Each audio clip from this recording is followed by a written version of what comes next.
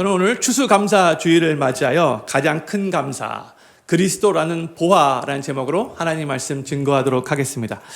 2014년 2월 26일자 AP 뉴스에 아주 흥미로운 기사가 실렸습니다. 캘리포니아에 사는 한 중년 부부가 강아지와 함께 자신의 뒷마당을 산책하다가 놀라운 것을 발견했어요. 나무 밑에 묻혀있던 녹슨 그 깡통 속에서 1847년부터 1894년에 만들어진 금화 1427개를 발견한 겁니다. 그 금화들의 총 가치는 $10,000,000 이상이었다고 해요.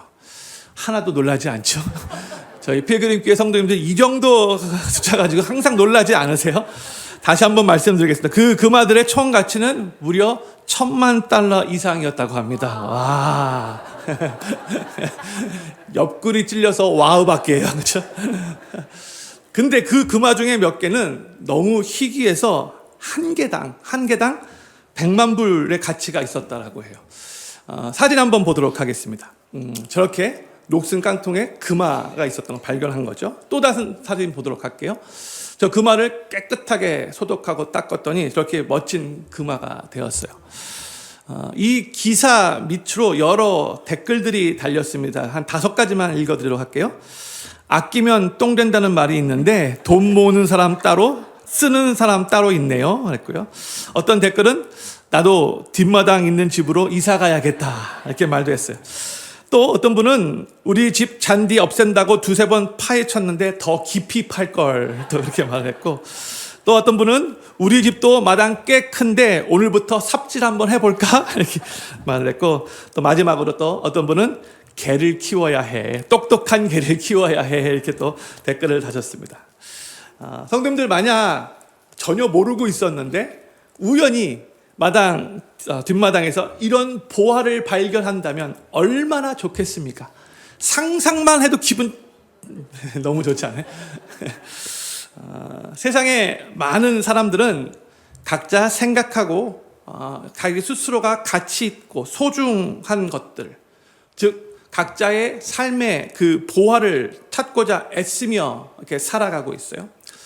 어떤 사람은 공부 학문을 통하여, 어떤 사람은 명예와 지위를 통하여, 어떤 사람은 물질을 통하여, 어떤 사람은 세상의 성공을 통하여, 어떤 사람은 쾌락을 통하여 각자 삶의 보화를 찾으려고 애쓰기도 하고 또한 찾기 때문에 많이 또 헤매이기도 하죠. 그런데 오늘 본문 말씀에서 사도 바울이 이렇게 고백을 해요. 우리가 이 보배를 질그릇에 가졌으니 했어요. 이 보배를 이미 가졌대요. 영어로 we have this treasure. 그렇죠? 이 보배라는 단어가 영어로 treasure라고 번역되었어요. 헬라 원문을 보면 테사우로스라는 그런 단어로 되어 있는데 보화라는 의미예요. 보화. 저희가 지금 사용하고 있는 이 개역 한글 성경에서는 이 단어를 어떨 때는 보배로, 어떨 때는 보화로 번역을 하고 있어요. 우리는 보통 어떤 보배, 보화, treasure 이렇게 말을 할 때에 이 단어는 뭘 의미하는 걸까요? 아주 가치 있고 소중하고 귀중하게 여기는 것을 의미하는 것이죠. 그러면 바울이 오늘 본문 말씀에서 내가 이미 가졌다라고 하는 이 보배, 이 보화, 이 treasure는 누구를 가리키는 걸까요? 바로 예수님을 가리키는 거죠. 그러니까 예수님을 삶의 구세주로 영접한 크리스찬들에게는 예수님께서 이미 그 안에 영으로 함께 계시기에 삶의 보화를 이미 찾은 것이고요. 그 보화를 이미 소유하고 있는 거예요. 그렇기 때문에 더 이상 다른 보화들을 찾으려고 애쓰고 헤매일 필요가 없어요. 왜냐하면 예수 그리스도께서 가장 귀한 보화가 되시기 때문에 그런 거죠. 오늘 저희는 추수감사주의를 맞이하여 하나님께 지금 한 해를 돌아보며 감사 예배를 드리고 있어요. 1621년 가을 메이플라워호를 타고 신대륙에 도착한 우리 청교도들이 첫 수확을 거두고 나서 하나님께 감사의 예배를 드린 것이 바로 이 추수감사절의 기원이에요. 청교도들이 그때 감사 예배를 드렸던 이유가 아주 풍성한 수확 때문이 아니었어요. 사실 그들은 아주 험난한 항해와 혹독한 겨울을 지내면서 절반 이상이 목숨을 잃었고요. 살아남은 사람들도 아주 극심한 굶주림과 질병으로 한 해 동안 고통을 받았거든요. 그럼에도 그들은 그 상황 속에서도 자신들을 농사를 도와줬던 인디안들을 불러서 같이 그들과 함께 하나님께 감사하는 예배를 드렸던 거예요. 근데 그 이유가 무엇 때문이었을까요? 그들에게는 물질적인 풍요로움보다 더 큰 감사의 이유가 있었기 때문인 거죠. 신앙의 자유, 즉 하나님을 자유롭게 예배할 수 있다는 것, 그리고 하나님께서 그 어려움 속에서도 여전히 그들과 함께 하고 계신다는 그 확신 때문에 하나님께 여전히 감사드릴 수 있었던 거죠. 그들은 환경이 어려워도 하나님께서 주신 영적인 복, 즉 예수 그리스도로 말미암는 그 구원의 은혜에 마음을 다하여 감사할 수 있었던 겁니다. 저는 오늘 추수감사주의를 맞이하여 이 청교도들의 정신을 우리도 이어받아 필그림의 모든 성도님들이 하나님을 향한 감사로 충만해지기를 소망하고, 특별히 그 무엇보다 우리 안에 이미 보화로 계시는 이 예수 그리스도로 인해 감사하는 마음이 넘치게 되기를 우리 구주 예수님의 이름으로 간절히 축복합니다. 성도님들, 하나님이 제일 좋아하는 과일이 무엇인지 아십니까? 감이라고 해요. 왜냐하면 성경에서 우리에게 항상 하나님 앞에 감사드리라고 하니까. 썰렁했어요. 하나님 앞에 감 많이 사드리셔야 돼요. 감사드리세요. 근데 올해 유독 감이 참 맛있어요. 성도님들이 저에게도 이렇게 감 드시라고 이렇게 많이 주셔서 먹고 너무너무 맛있어요. 근데 감 중에 우리가 꼭 먹지 말고 또 우리가 피해야 될 그런 감이 있다고 해요. 무엇인가? 열등감이라고 해요. 열등감. 사람마다 정도의 차이는 있겠지만 누구나 어느 부분에서 열등감을 느끼며 살아가요. 그런데 이 열등감이라는 것이 우리의 삶에 매우 부정적인 영향을 미칩니다. 사전에서 열등감이라는 단어를 찾아보았는데 이렇게 정의하고 있어요. 다른 사람에 비하여 자기는 뒤떨어졌다거나 자기에게는 능력이 없다고 생각할 때 생기는 감정 또는 의식, 이게 바로 열등감이라고 해요. 여기서 중요한 단어가 비하여예요. 비하여. 열등감은 다른 사람들과 자신을 비교하는 데서 시작되는 거예요. 그리고 이 비교는 우리 삶에서 감사를 빼앗아가는 biggest Thanksgiving killer, 가장 무서운 감사의 파괴자예요. 평소에는 다 괜찮다가도 나보다 더 많이 가진 사람과 비교를 하거나 비교를 당하면 그때부터 열등감이 생겨요. 내가 아무리 많이 가지고 있다 할지라도 나보다 더 많이 가진 사람 앞에서는 상대적으로 작아 보이고요. 그때부터 마음에 불행함을 느끼는 거예요. 열등감 중에는 어떠한 열등감이 있을까요? 제가 탑 5를 말씀드리도록 할게요. 첫 번째는 외모에 대한 열등감이 가장 많다고 합니다. 키가 작다든지 아니면 뚱뚱하다든지 혹은 피부가 아주 검다든지 주근깨 기미가 얼굴에 많다든지 얼굴이 별로 예쁘지 않고 미모가 받쳐주지 않다든지 신체적으로 자신이 없을 때 컴플렉스가 있을 때 열등감을 느끼죠. 성도님들 외모에 대한 열등감을 갖고 계신지요? 두 번째로 재정 경제적 수준에서 오는 열등감이 있어요. 돈이 별로 없어서 가난해서 오는 열등감인 거죠. 내가 타고 다니는 자동차가 조금 오래되고 작고 좀 후지다라고 생각이 드는데 아주 비싼 이 유럽차, 예를 들면 머세디스 벤츠 타는 사람 딱 앞에 있으면 왠지 모르게 위축될 수 있어요. 내가 사는 집이 많이 비좁은데 좀 큰 집에 이사 가고 싶었지만 그래도 참고 그냥 살고 있는데 아주 큰 저택에서 멋진 가구들로 꾸며져 있는 곳에서 초대를 받고 집으로 돌아오는 길에 왠지 기분이 다운되고 울적할 수 있죠.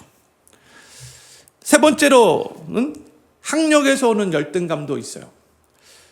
학교를 졸업한 지가 이미 오래 지났음에도 불구하고 가방끈이 짧다는 이유로 혹은 이름 있는 대학을 나오지 않았다는 이유로 마음 한구석에서 열등감을 느낄 수 있어요.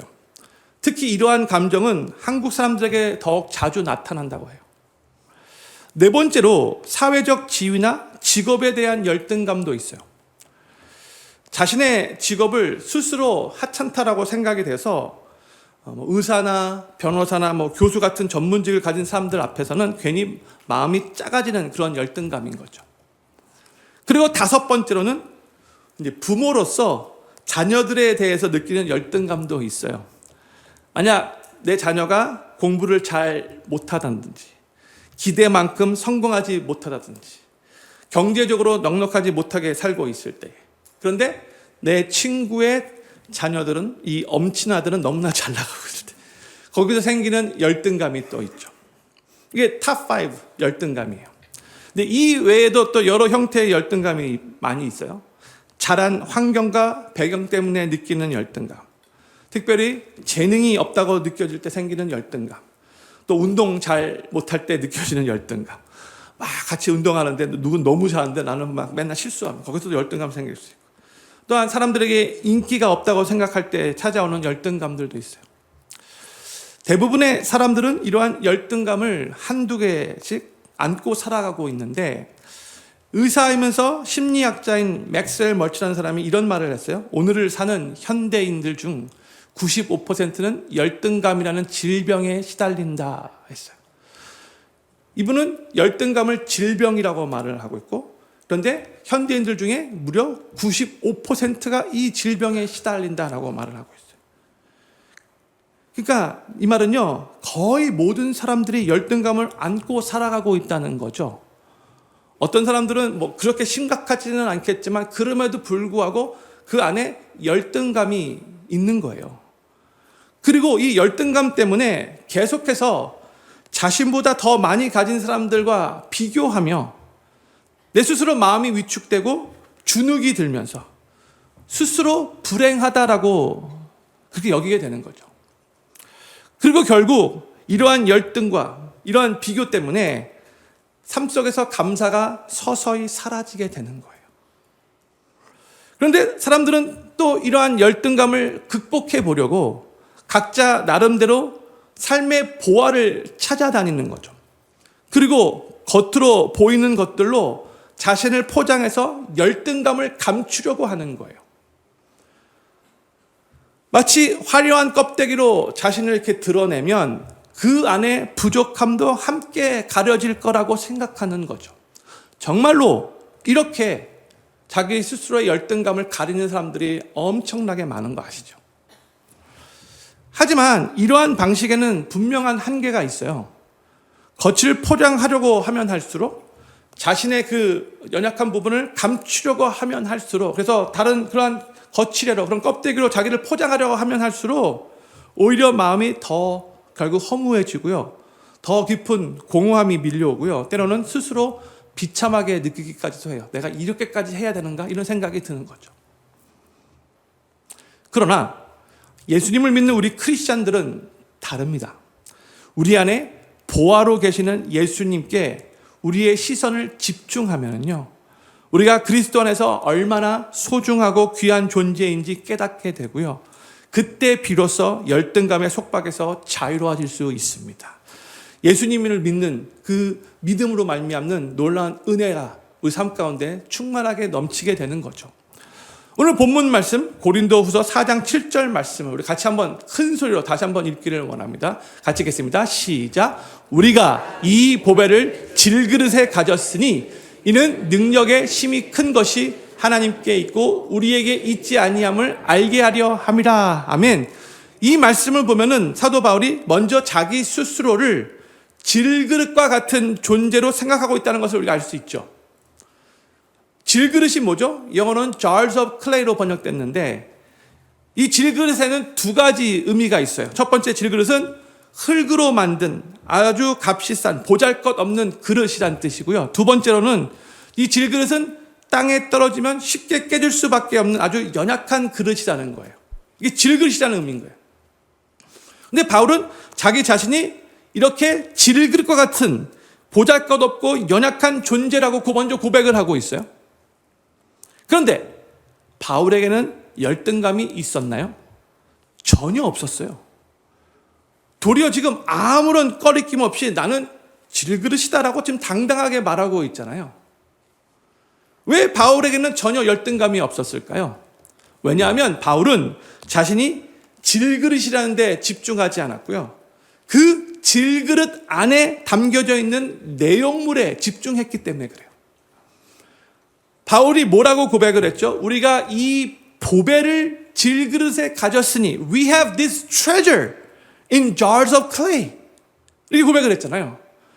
나는 비록 질그릇같이 보잘것없고 연약한 존재이지만 내 안에 보아이신 이 트레저 되시는 예수님께서 계시니까 나는 정말로 가치 있고 소중한 사람이다. 이게 지금 바울의 고백인 거예요. 성도님들, 우리의 인생이 가치 있고 소중한 이유는요, 우리가 많은 소유를 갖고 있기 때문에 그런 게 아니에요. 우리가 배운 지식이나 학벌 때문도 아니에요. 우리가 누리고 있는 그 지위나 명예 때문도 아니에요. 우리의 인생이 정말로 소중하고 가치 있는 이유는요, 우리 안에 보아 되신 예수 그리스도께서 계시기 때문입니다. 그 이유 때문인 거죠. 1700년도에 18세기죠. 영국의 노예 무역 상인 중에 존이라는 사람이 있어요. 노예선의 선장으로서 수많은 아프리카 사람들을 노예로 팔아넘기며 부를 축적했던 사람이에요. 그의 삶은 술과 방탕으로 얼룩졌었고요. 그 누구도 그에게 가치를 발견할 수 없었어요. 심지어 자기 자신도 자기 인생이 쓰레기통같이 그렇게 느껴졌어요. 그러던 어느 날 아주 거센 폭풍우를 만나 죽음의 문턱까지 가게 되는데 바로 그 순간에 이 존은 하나님을 만나요. 그리고 예수 그리스도의 십자가의 은혜가 그의 영혼을 사로잡았어요. 그는 자신이 아주 끔찍한 죄인으로서 정말 질그릇보다도 못한 존재였지만 예수 그리스도께서 그의 삶에 들어오신 그 순간 모든 것이 다 변화됐다라고 고백을 해요. 그리고 그는 그 노예 무역을 그만두고 목회자가 되었고요. 그 누구보다도 영국의 노예제도 폐지 운동에 앞장선 사람들이었어요. 그리고 그는 이제 목사가 되어서 1773년 1월 1일 새해죠. 그의 교회 성도들에게 그의 삶을 간증과 같은 고백으로 시를 써서 읽어줍니다. 그 시의 내용이 이래요. Amazing grace, how sweet the sound that saved a wretch like me. I once was lost, but now am found. Was blind, but now I see. 그리고 나서 그 후에 약 62년이 지나고 나서 1835년에 바로 이 시에 곡조가 붙여져서 그 유명한 찬송가 405장 Amazing Grace, 나 같은 죄인 살리신 이 찬양이 된 거죠. 제일 많이 불려지는 찬송가가 됐어요.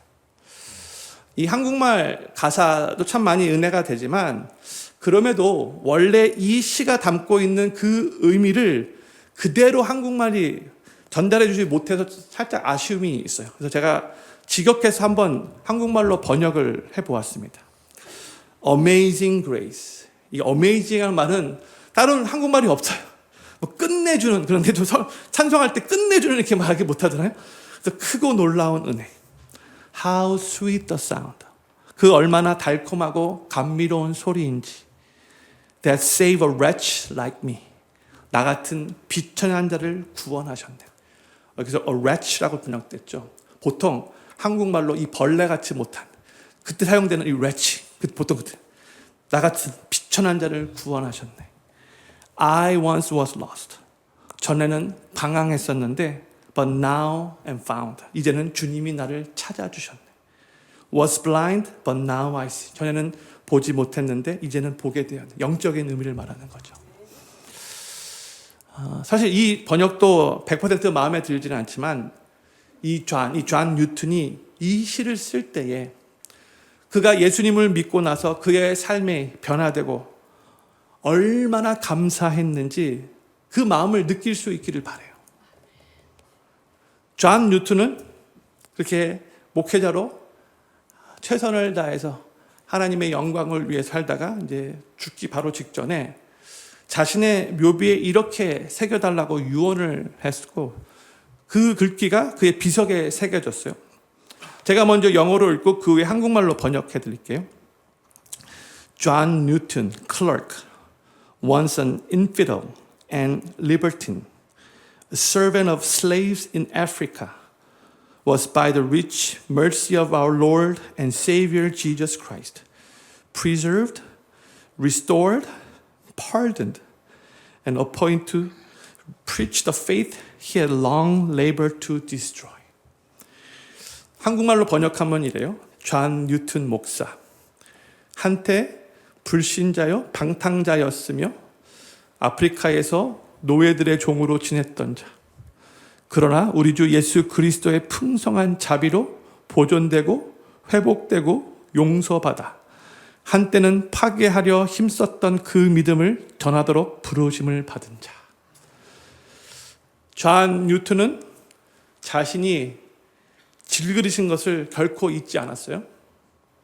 또한 자신의 그 질그릇 안에 계신 보화 되시는 예수 그리스도 때문에 그의 인생이 너무나도 귀중하고 아름답게 변화되었다는 것을 고백하면서 정말로 감사하는 마음으로 그의 남은 인생을 주님을 위해 살았어요.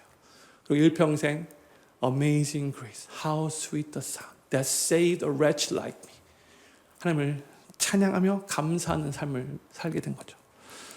저는 필그림교회 모든 성도님들, 우리가 예수님을 삶의 구세주로 영접한 바로 그 순간 보화 되시는 예수 그리스도께서 우리 안에 내주하셔서 질그릇과 같은 우리 인생을 정말로 가치 있고 존귀한 존재로 세워주시고 또한 우리의 삶을 아름답게 변화시키신 분이시라는 것을 꼭 믿으시기를 바랍니다. 우리가 이 사실을 정말로 믿고 살아간다면 우리는 열등감으로부터 자유로워질 뿐만이 아니라 우리는 매사에 더욱더 담대해질 수 있고요. 나보다 더 많이 가진 사람들 앞에서도 주눅들지 않고요. 상대적이 아니라 예수님 때문에 절대적으로 부유한 삶을 살 수 있는 거예요. 사도 바울이 고린도후서 6장 9절 10절에서 또 이런 고백을 했어요. 우리 같이 한번 사도 바울의 고백이 우리의 고백이기를 소망하는 마음으로 같이 한번 이 말씀 읽도록 하겠습니다. 시작. 무명한 자 같으나 유명한 자요 죽은 자 같으나 보라 우리가 살고 징계를 받는 자 같으나 죽임을 당하지 아니하고 근심하는 자 같으나 항상 기뻐하고 가난한 자 같으나 많은 사람을 부유하게 하고 아무것도 없는 자 같으나 모든 것을 가진 자로다. 아멘. 형님들, 이 사도 바울의 고백이 너무나 멋지지 않나요? 가난한 자 같으나 많은 사람을 부유하게 하고 아무것도 없는 자 같으나 모든 것을 가진 자로다. 사도 바울이 어떻게 이런 고백을 할 수 있었을까요? 어떻게 아무것도 없는 것 같아도 모든 것을 가진 자라고 고백할 수 있었을까요?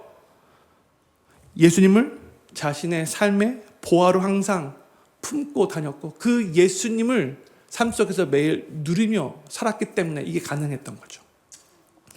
천지를 창조하시고 온 우주 만물의 주인이 되시고 전지전능하시고 나를 너무나 사랑하셔서 나의 모든 죄를 다 깨끗하게 용서하시기 위해 친히 십자가를 지신 그 예수님께서 내 인생에 보화로 담겨 계심을 확신할 때에 나는 모든 것을 가진 자라고, 나는 다른 많은 사람들을 부유하게 하는 자라고 담대하게 고백할 수 있는 거죠.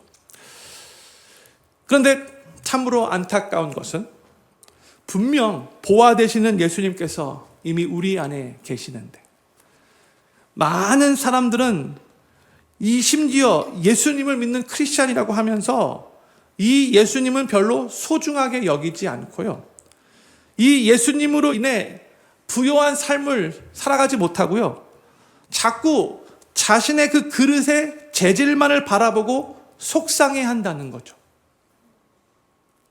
성도님들께 질문 드리고 싶어요. 성도님들, 그릇의 재질이 더 중요한가요? 아니면 그릇 속에 담겨져 있는 내용물이 더 중요한가요?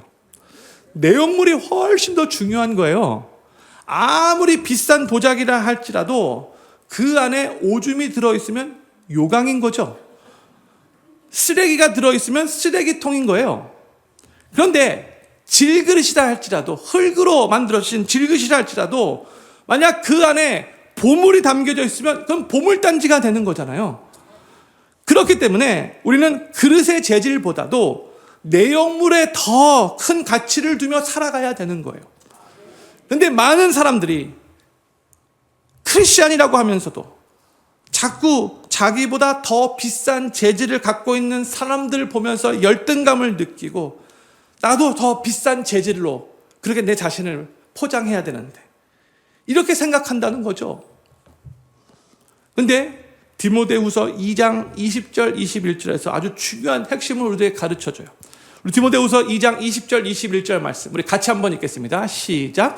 큰 집에는 금과 은의 그릇이 있을 뿐 아니요 나무와 질그릇도 있어 귀 쓰는 것도 있고 천이 쓰는 것도 있나니 그러므로 누구든지 이런 것에서 자기를 깨끗하게 하면 귀 쓰는 그릇이 되어 거룩하고 주인의 쓰심에 합당하며 모든 선한 일에 예비함이 되리라. 아멘. 지금 이 말씀이 뭘 의미하는 거죠? 너희가 금 그릇일 수도 있고 은 그릇일 수도 있고 나무 그릇일 수도 있고 질 그릇일 수도 있다. 그런데 중요한 것은 그 그릇의 재질이 아니라 금 그릇이든 질 그릇이든 깨끗하게 준비되어져서 주인에게 쓰임받는 그릇이 되라. 이게 이 말씀의 핵심 포인트인 거죠.